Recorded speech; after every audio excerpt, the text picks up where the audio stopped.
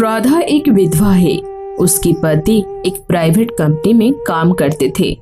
6 महीने पहले उनकी मौत हो गई और अब धीरे धीरे राधा के सारे पैसे खत्म हो रहे थे। एक दिन की बात है, बुल्लू राधा के पास आता है और उससे कहता है, नमस्ते भाभी जी, मैं हूँ बुल्लू। नमस्ते, पर मैंने आपको पहचाना नहीं। आप मुझे कैसे पहचानोगे? मैं तो आपसे कभी मिला ही नहीं। वो मेरा दोस्त सिद्धार्थ है ना, मैं उसका दोस्त हूँ, बहुत ही करीब। अभी 6 महीने से दूसरे देश में रहता हूँ, अभी आया हूँ, इसलिए आपने मुझे नहीं पहचाना। अच्छा, बताइए। आज नहीं, आज मुझे जल्दी जाना है। अच्छा, सिद्धार्थ कहाँ है? बहुत दिन से उसे बातचीत नहीं हुई। सिद्धार्थ के नाम सुनते ही राधा को बुरा लग जाता है और रोते हुए कहती है, आपके दोस्त सिद्धार्थ अब इस दुनिया में नहीं रही। 6 महीने पहले एक एक्सीडेंट में उनकी मौत हो गई और उनके मौत के बाद उन्होंने मुझे और मेरी 8 साल की बच्ची को छोड़ के चले गए। माफ कीजिएगा, लेकिन मुझे पता नहीं था। मैं तो बस उसे कुछ पैसे देने आया था।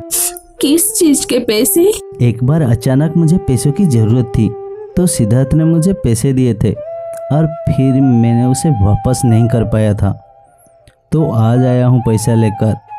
लीजिए पैसा। इतना कहते हुए ही बुल्लू ने सारे पैसे 6,000 रुपए राधा को दे दिया। शुक्रिया, मुझे पैसे की बहुत जरूरत थी। शुक्रिया देवर जी। शुक्रिया किस बात की? मैं तो आपका छोटा देवर हूँ बुल्लू। कुछ भी जरूरत हो तो आप मुझे बेझिझक पूछ सकते हो और मांग भी सकती हो। अच्छा देवर जी। अच्छा भाभी जी, मैं आपसे एक बात कहूँ, आप बुरा तो नहीं मानोगी? नहीं देवर जी, पूछिए। मेरी दोस्त सिद्धार्थ की चले जाने के बाद आप भी अकेले हो गई है और साथ में आपकी 8 साल की बच्ची है। मैं भी अकेले हूँ। क्या आप मुझे शादी कर लेंगे? तो हम दोनों की दिक्कत भी पूरी हो जाएगी। आप समझ रही है ना? नहीं देवर जी, ऐसा नहीं हो सकता। भाभी, आप मेरी बात समझ नहीं रही है। देखिए, आपकी बेटी भी छोटी है और अगर आप मुझे शादी कर लेंगे तो उसे भी एक पिता मिल जाएगा और मेरी भी एक बेटी हो जाएगी। उसकी बाप की मौत के बाद वो भी अकेली है। अगर आप मुझे शादी कर लेंगे तो उसकी भी एक बाप मिल जाएगा और हम अपना जिंदगी फिर से शुरुआत कर सकते हैं। राधा बुल्लू के बात को सोचती है कुछ देर के लिए और फिर कहती है, ठीक है, चलिए शादी कर लेते हैं, सबकी भलाई है। इतना सुनते ही बुल्लू मन ही मन खुश हो जाता है। फिर राधा अपने पति के दोस्त यानी कि बुल्लू से शादी कर लेती है। शादी के बाद राधा बुल्लू के साथ बहुत ही खुश रहने लगती है। वो अपनी दूसरी शादी को लेकर बहुत ही एक्साइटेड होती है, लेकिन बुल्लू का ये सब दिखावा होता है। उसका असलियत तो कुछ दिनों के बाद सामने आता है। कुछ ही दिनों के बाद बुल्लू का असली चेहरा सामने आता है। वो एक नंबर का शराबी होता है। दिन भर शराब पीता रहता है, ना कुछ काम करता है ना कुछ करता है, बस शराब शराब शराब, दिन भर शराब पीता है। ये सब कुछ चुपके चुपके राधा देख रही होती है, लेकिन कुछ ना कहती। एक दिन जब बुल्लू घर पर होती है, उसका एक दोस्त उसके पास आता है और कहता है, अरे बुल्लू, चल मेरा पैसा निकाल। पैसा तो नहीं है मेरे पास, देख बहाना मत कर, चल मेरा पैसा निकाल। अरे भाई, सच में मेरे पास पैसा नहीं है, जब आएंगे तब दे दूंगा। ये बात सुनने के लिए मैं नहीं आया इधर, मुझे तो मेरा पैसा चाहिए। तू आज पैसा निकाल, वरना तू देख तेरे साथ मैं क्या करता हूँ। भाई भाई भाई, ऐसा मत कर भाई, बस 1 महीना रुक जा, मैं 1 महीने में तुझे तेरा पैसा दे दूंगा। बकवास बंद कर बोलू, ये मैंने 1 महीने पूरे 1 साल से सुन रहा हूँ, मुझे कुछ नहीं पता। तू मुझको मेरे पैसा दे अभी, और अगर तूने नहीं दिया तो तू देख। उन दोनों की आवाज सुनकर राधा उनके पास जाती है और कहती है, जी क्या हुआ जी, इतना शोर क्यों है और ये कौन है? राधा, तुम यहाँ क्यों आई हो? चलो जाओ अपने कमरे में। वो आवाजें आ रही थी ना, तो मैं आ गई। ठीक है, मैं जा रही हूँ। ठीक है, दोबारा कभी भी कोई आए तो उसके सामने मत आना।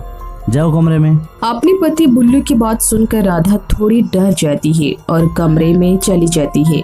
तभी उसका दोस्त कहता है, ये तेरी पत्नी है? हाँ, ये मेरी पत्नी है। तेरी पत्नी को देख के मेरा मन तो खुश हो गया।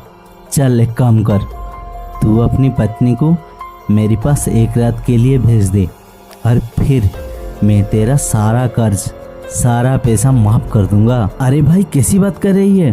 वो मेरी पत्नी है, इसीलिए तो कह रहा हूँ एक रात के लिए भेज दे।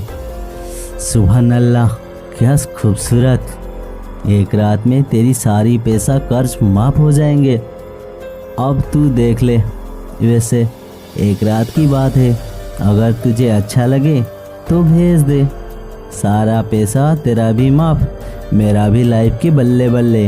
अपनी दोस्त की बातें सुनकर बुल्लू सोच में पड़ जाता है। सोचने लगता है, वैसे तो किसी काम की नहीं है, चलो कम से कम इसे पैसा तो माफ हो जाएंगे। उसी दिन रात को राधा जब कमरे में होती है, बुल्लू राधा के पास आता है और राधा से कहता है, आज मेरा दोस्त आया था ना, तुम देखी थी? हाँ, मैंने देखा था। तो उसे तुम्हारे साथ एक रात गुजरना है, तो तू कल उसके साथ चली जाना, उसके साथ एक रात गुजरना, ठीक है? हाय मेरी मैया, ये आप कैसी बातें कर रहे हो? मैं आपकी धर्म पत्नी हूँ, मैं उसके पास क्यों जाऊंगी जी? मेरी पत्नी है तो, और मैं जो कहूँ वो तुझे सुनना तेरा फर्ज है। तू मेरा पत्नी है और मेरी बात सुनेगी, समझी? और हाँ, क्योंकि मैं कह रहा हूँ, तू उसके पास जाएगी और एक रात गुजारेगी, उसके बदले वो मेरा सारा पैसा माफ कर देगा। इसीलिए तू जाएगी और मुझसे जबान नहीं लड़ाएगी। हाय मेरी मैया, ये आप कैसी बातें कर रहे हैं? पैसे तो आप कुछ काम करके भी चुका लीजिए। अब दिन भर बस शराब पीते रहते हैं, कुछ काम नहीं करते हैं, इसलिए आपके कर्ज बढ़ रहे हैं। आप शराब पीना बंद कर दीजिए जी, पैसे उसको चुका दीजिए। मैं आपकी पत्नी हूँ और ऐसे मेरे साथ मत कीजिए। तू मेरी पत्नी है, समझी ना? मुझे जबान मत लड़ा। और हाँ, कल तू जाएगी, इससे ज्यादा मैं कुछ नहीं सुनाना चाहता हूँ। बुल्लू की बातें सुनकर राधा को मानो चौंक जाती है, लेकिन उस वक्त वो चुप रह जाती है। वो डरती भी है, लेकिन वो उस वक्त कुछ नहीं कहती। उस रात जब राधा का पति सो रहा होता है, राधा चुपके से अपनी बेटी के साथ उस घर से भाग जाती है, अपनी इज्जत को बचाने के लिए।